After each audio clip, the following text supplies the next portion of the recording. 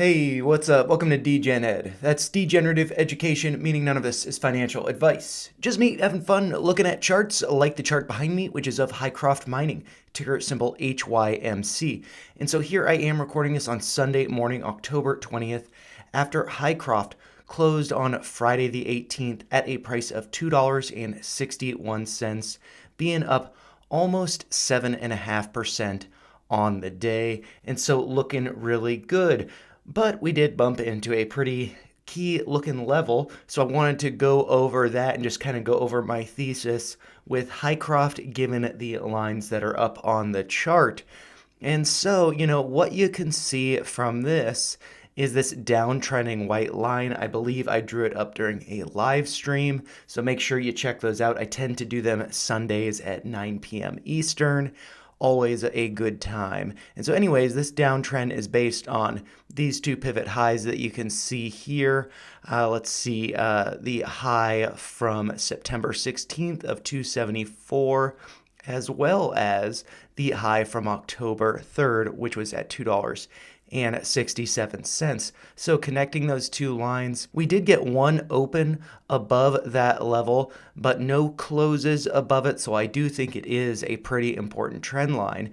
And as you can see on Friday, we got a wick above, hitting a high of $2.66 on the day, but then pulling back 5 cents to close effectively exactly at that downtrend. So, I feel like that is a pretty notable level of resistance, and I do think that we might get a little bit of a pullback over the course of the next week, but I do think that we will be breaking out from that downtrend. And then one other thing I do need to mention about that level is you see this faint green line there at a price of $2.62. If we do scroll back a little bit, that was the pivot high from August 20th before we did pull back from there around, let's see, about 25% to the downside before getting this big move back up. So, I do think that was a pretty important level. We did kind of get a double top over here just above it, and we are getting rejected from there now. So I could definitely be seeing a pullback over the course of the next week. And, with that being said, I think that one of the levels that we could be coming back to, I'm just looking at the chart here, seeing this gap here, the close on Thursday the 17th was at a price of $2.43. So right there. And so that is a gap that has not yet been filled, as we did just form it, but I do suspect that gap will be filled, pulling back to maybe 240 as the low, finding this yellow uptrend as support. But it is also possible that we leave that gap behind, as there is this gap down here at $2.26, which was the closing price on September 12th. I personally don't think that gap is going to get filled. I think we will be leaving it behind. And the reason for that is because a lot of people probably see that gap and they say, well, I am going to wait for 226 and then I'm going to load the boat. But then what ends up happening is we come down to a low, like the low we hit on October 15th at a price of $2.27.4. So a little over a penny above that gap. People say, no, I am going to wait for it. I am going to get my average down as low as it could go once that gap is filled. But then the reality is we pull back to just above it, and then we launch. Maybe we get up to $4 a share. Maybe $3 a share is the level that stands out to them, and then they decide, oh, I missed the bottom there. I am now going to FOMO in at a higher price, and then that sends the stock price even higher, like from $3 up to $4.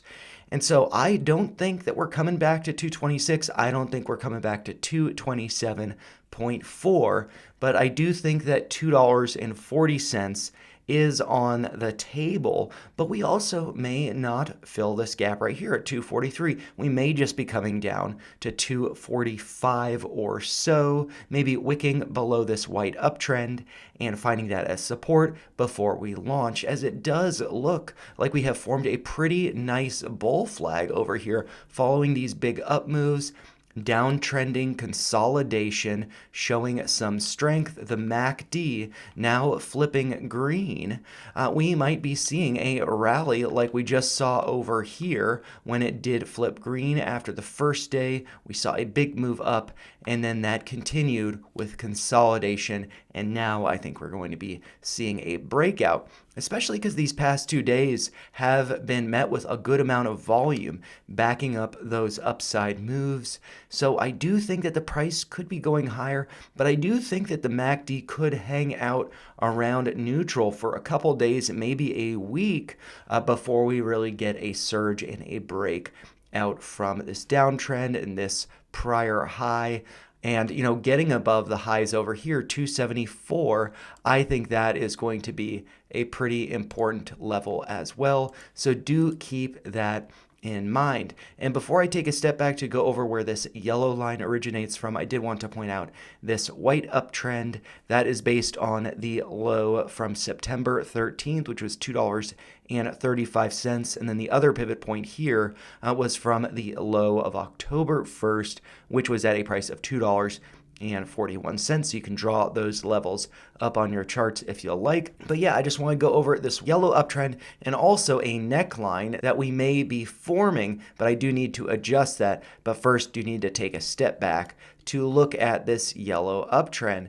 And so this yellow uptrend, I feel like, is going to be a pretty significant level of support because it goes back so far in time. As you can see, we have the low here of 163, which was hit on November 15th, and that was the 52-week low. Going back almost a year from now, about 11 months ago, we were at 163. And then the other pivot point was the low hit on March 1st of this year, which was at a price of $1.87.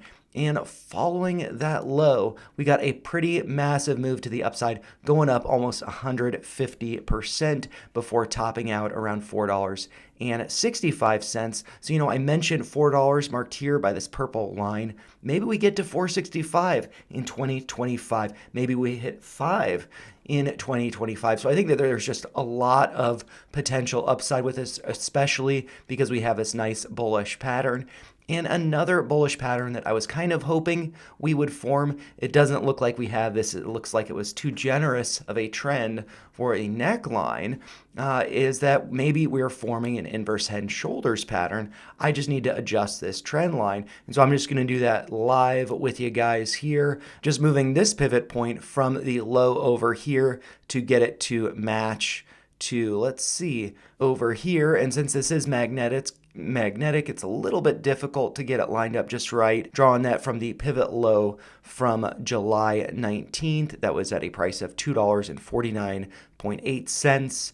And then this pivot high of 263 from August 20th. So we have that trend line. It does look like, we've got an inverse left shoulder here, an inverse head here. And then now, almost got a test of that neckline here, but not quite. And so maybe this is a small inverse right shoulder, or maybe we're forming a larger lumpy right inverse shoulder before getting a move to break up here. And so with this inverse head and shoulders pattern, we can take a measurement from the base of the head, or the top of the inverse head, I should say, going up to that neckline. Straight line up represents a move of about 72 cents or 37%. And so I'm just going to take that to where we might be breaking that neckline, assuming that this was not the break and we really need to get the move up here. That could be bringing price to around $3.63. And so, yeah, if there are people who are looking at the chart and saying, hey, there's a gap down here at 226, I'm waiting to load at that. If we do break this neckline, that might be the time for them to FOMO in, or perhaps, and actually that is just below $3 a share. So when we break that line, get up to $3 a share, I could see people FOMOing in who are waiting for 226, and then we really see a price to move higher, like getting up to 363, which would be that measured move, or maybe at $4 a share. So is that going to happen by the end of the year? I don't know. I don't think so. I think these things do take a little bit more time than we would like, but I could see a test of $3 before the end of the year, and then maybe Santa Claus rally getting up to $4 a share, or maybe something at the beginning of 2025 getting up to $4, maybe $4.20. You got to have fun with the numbers. Oh, and before I forget, as I tend to forget some of these.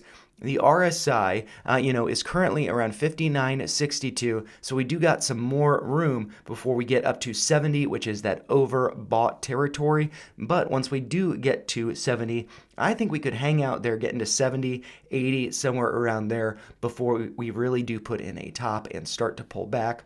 So, for me, what I am looking for with this is a pullback to around 245, maybe 240, just below this gap here at 243. I do think we will fill that, but maybe it's just a quick wick down. So for me, I plan to add at 245, and I'm not expecting anything lower than 240. If we do see that, hopefully we don't get any closes below 240. If we do, then that might be showing some weakness, and maybe we are, in fact, going to be filling this gap. But yeah, I mean, I view this as a very nice bull flag, bullish pattern with an inverse head and shoulders. When you got the bullish thing stacking up, that's when you want to get excited. And I think that we're seeing that now, but I think we need to see a little bit of a pullback before we launch, kind of like those little wind-up cars. You got to wind them up or pull them back before they go forward. And, we need to see that. We need to see a little bit of a pullback before we really launch and